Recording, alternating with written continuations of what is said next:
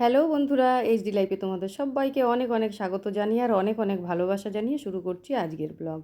কেমন আছো তোমরা সবাই? আশা করি ভালো আছো, আমিও ভালো আছি। তো বন্ধুরা দেখো, সকালবেলায় কিছু কাজ সেরে তারপরে চলে গেছিলাম বাজারে।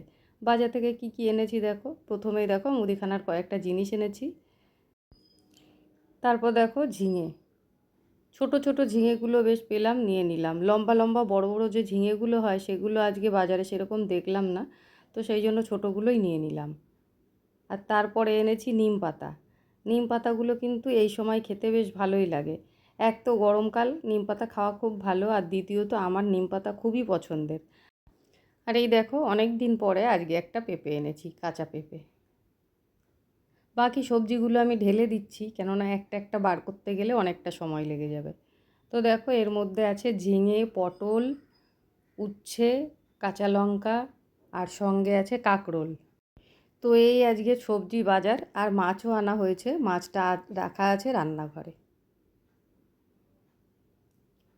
তো বাজার করে এসে প্রচণ্ড খিদে পেয়ে গেছে, তো সেই জন্য একটু টিফিন করে নিচ্ছি। আর আজ টিফিনে আছে ব্রেড বাটার আর ডিম সেদ্ধ। টিফিন করে রান্নাঘরে চলে এসেছিলাম, আর এসে দেখো ডাল বসিয়ে দিয়েছি। মুগ ডাল একটু ভেজে তারপরে ধুয়ে সেদ্ধ বসিয়ে দিয়েছিলাম, সেদ্ধ হয়ে গেছে, লবণ হলুদ দিয়ে দিয়েছি। আর এদিকে কড়াই বসিয়ে দিয়েছি। এখন এই মাছের মাথাগুলো আমি ভেজে নেব। আজকে মুগ ডালটা মাছের মাথা দিয়েই রান্না হবে। আর এগুলো ইলিশ মাছের মাথা। আর এখানে দেখো, আমি নারকেল মিক্সিতে পেস্ট করে একটু গরম জল দিয়ে রেখে দিয়েছি। এটা থেকে দুধ বার করতে হবে, কেননা দেখো এখানে চিংড়ি মাছ রাখা আছে, চিংড়ি মাছ দিয়ে মালাইকারি হবে। আজকে মাংস আনা হয়েছে, পিয়া এসছে, পিয়া মাংস নিয়ে এসছে, সেটা ওই ঘরেই রান্না হচ্ছে। তো ভাই তো মাংস খায় না, তো ভাইয়ের জন্য চিংড়ি মাছের মালাইকারি হবে।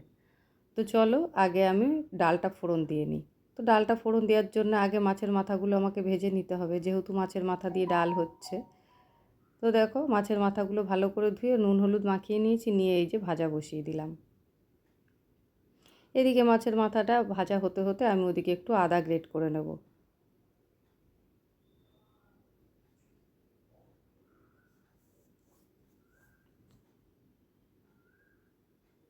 মাছের মাথাগুলো ভাজা হয়ে গেছে, ওদিকে আদাটুকুও আমি গ্রেট করে নিয়েছি।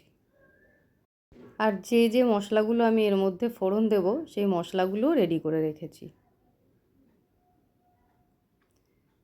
তো দেখো, ভেজে রাখা মাথাগুলো আমি তুলে নিচ্ছি। এবার এই তেলের মধ্যেই ফোড়ন দিয়ে দেবো। আর কি কি ফোড়ন দেবো চলো তোমাদের দেখিয়ে দিই। তো ফোড়ন দেওয়ার জন্য দেখো, এখানে নিয়ে নিয়েছি গোটা গরম মশলা আর শুকনো লঙ্কা। গোটা গরম মশলার মধ্যে দারচিনি, লবঙ্গ আর এলাচ, আর সঙ্গে দিয়ে দিলাম একটা তেজপাতা, আর দেবো গোটা জিরে।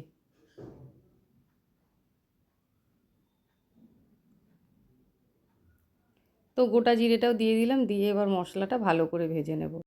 আর একটু আদাও আমি গ্রেট করে রেখেছিলাম, গ্রেট করে রাখা আদাটাও এবার দিয়ে দেবো। বাজারে গেছিলাম, বাজার থেকে আসার সময় একটা লাউ নিয়ে নিয়েছিলাম, সেটা তোমাদের দেখানো হয়নি। প্রথমে ভেবেছিলাম ওই লাউটা দিয়ে আর মাছের মাথা দিয়ে রান্না করব। কিন্তু ভাই বলল যে ডাল করতে, মাছের মাথা দিয়ে ডালটা খেতে ও আবার খুব ভালোবাসে। তো সেই জন্য শেষমেশ ডালটাই হচ্ছে। তো দেখো, গ্রেট করে রাখা আদাটা আমি দিয়ে দিলাম। এবার এটা খুব একটা বেশি ভাজবো না, বেশি ভাজলে একটু অন্যরকম হয়ে যাবে। সামান্য একটু নেড়ে চেড়ে তারপর ডালটা ফোড়ন দিয়ে দেবো।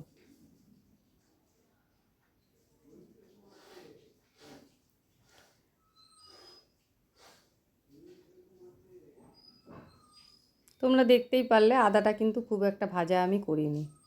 আর ওদিকে যে মাছের মাথাগুলো আমি ভেজে তুলে নিয়েছিলাম, সেগুলো একটু খুন্তি দিয়ে ভেঙে দিয়েছিলাম, সেটাই দিয়ে দিলাম এবার। এর সঙ্গে দিয়ে দেবো একটু জিরের গুঁড়ো। তো বন্ধুরা দেখো, ডালটা আমার প্রায় হয়েই এসছে। আর নামানোর আগ দিয়ে একটু গরম মশলা দিয়ে আমি নামিয়ে দেবো।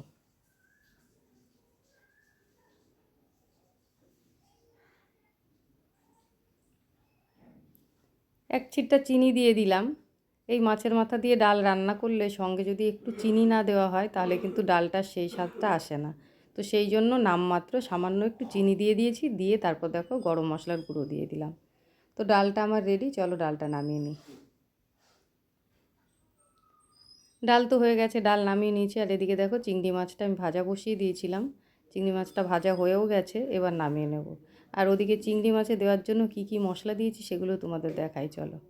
এখানেও দেখো, ফোড়নে আমি একটু তেজপাতা, শুকনো লঙ্কা আর গোটা গরম মশলা নিয়ে নিয়েছি। আর পেঁয়াজ কুচিয়ে রেখে দিয়েছি পাশেই। দেখো একটা বড় সাইজের পেঁয়াজ কুচিয়ে নিয়েছি আর একটা টমেটো কুচিয়ে নিয়েছি। আর এখানে মশলা আছে আদা, রসুন আর কাঁচা লঙ্কা, সঙ্গে একটু সামান্য জিরের গুঁড়ো দিয়ে আমি বেটে নিয়েছি। আর এখানে দেখো যে নারকেলটা আমি গরম জলে ভিজিয়ে রেখে দিয়েছিলাম সেটা দিয়ে দুধটা বার করে নিয়েছি। আর এটা কফি কাপ, কিন্তু কফি কাপের 1 কাপ দুধ হয়েছে। এদিকে দেখো চিংড়ি মাছটাও ভাজা হয়ে গেছে, এটা এবার তুলে নেব।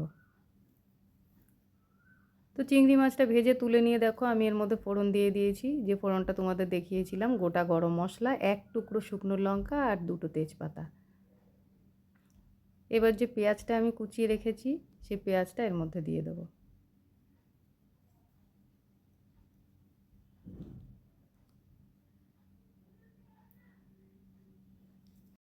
আজ দেখো দুটো রেসিপি আমি করছি আর দুটোই কিন্তু তোমাদের সঙ্গে শেয়ার করছি।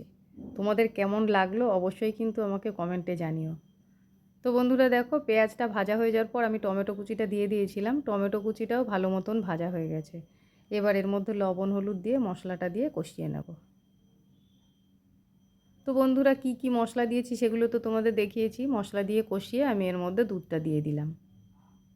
এর মধ্যে কিন্তু আলাদা করে আমি আর কোনো জল দিলাম না। যে কফি কাপের 1 কাপ দুধ হয়েছিল পুরো দুধটাই এর মধ্যে দিয়ে দিয়েছি। তো বন্ধুরা দেখো চিংড়ি মাছের মালাইকারি আমার রান্না রেডি। আর আমি একটু ঘি গরম মশলাও দিয়ে দিয়েছি। এবার নামিয়ে নেব। আর রান্নাটা কিন্তু আমি একদম কম তেলে রান্না করেছি।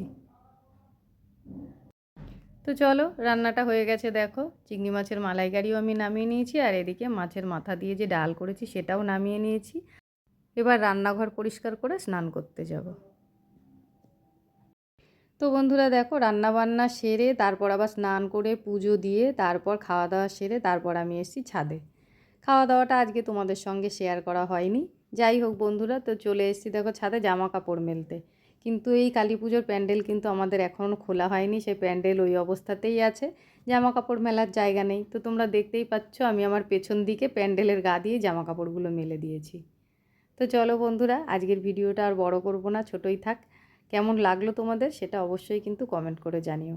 আর যদি চ্যানেলে নতুন হয়ে থাকো চ্যানেলটাকে সাবস্ক্রাইব করে আমার পাশে থেকে চলে আসবো আবার কোনো নতুন ভিডিও নিয়ে। ততক্ষণের জন্য টাটা বন্ধুরা।